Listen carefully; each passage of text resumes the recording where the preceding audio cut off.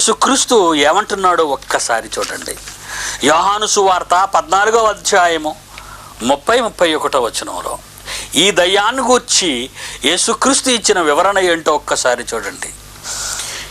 ఇంకను నేను మీతో విస్తరించి మాట్లాడను, ఈ లోకాధికారి వచ్చుచున్నాడు, నాతో వానికి సంబంధం ఏమీ లేదు, లెండి ఇక్కడ నుండి వెళ్ళుదము అంటున్నాడు. ఈ లోకాధికారి వస్తున్నాడు అన్నాడు. లోకాలను కలుగ చేసి మాట అయిన దేవుడు, వాక్యమైన దేవుడు, ఆది యందు వాక్యముడును, వాక్యము దేవుని యొద్ద ఉండెను, వాక్యము దేవుడై ఉండెనన్న ఏ యేసుక్రీస్తును గురించి బైబిలులో వ్రాయబడిందో ఆ వాక్యమే శరీరధారి అయి కృపా సత్య సంపూర్ణుడుగా మానవాళి మధ్యకు వచ్చిన ఆ యేసుస్వామిని, లోకాలను కలుగ చేసిన మాట అయిన దేవుణ్ణి, వాక్యమైన దేవుణ్ణి యేసుక్రీస్తును సవాలు చేసింది. ఎందుకయ్యా ఈ మానవాళిని నమ్మించగలవా నీవు? నా క్రింద ఉన్న లేక నా కబంధ హస్తాలలో చిక్కుకుపోయిన ఈ ప్రపంచాన్ని నువ్వు విడిపించగలవా?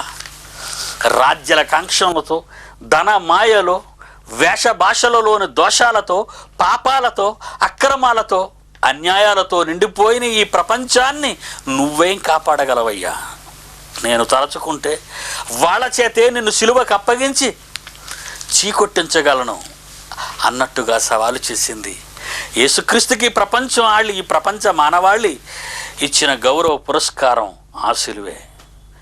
యేసునే చంపించింది సిలువలో అదే మనుష్యుల చేత. ఆలోచించండి, ఈ ప్రపంచానికి దెయ్యం పట్టలేదంటారా మీరు? ఎవరిని బ్రతకనిచ్చిందండి? నిస్వార్థంతో ఈ భారతదేశానికి స్వాతంత్ర స్వేచ్ఛావాయువులు తీసుకొచ్చిన మహాత్మా గాంధీని బ్రతకనిచ్చిందా? ఆలోచించండి. ఈ ప్రపంచంలో మంచివాడిని హతమార్చడమే ధ్యేయంగా పెట్టుకుంటున్న అనేక మంది ఈరోజు మనం వార్తాపత్రికల్లో వాళ్ళ గురించి మనం వింటున్నాం.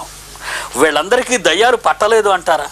ప్రపంచ చరిత్రలో ఎందరో మహానుభావులు హతమార్చబడ్డారు. ఎలా అనుకున్నారు? దయ్యము పట్టిన వారి వలన. మనిషిని మాయ చేసి దేవునికే గుడి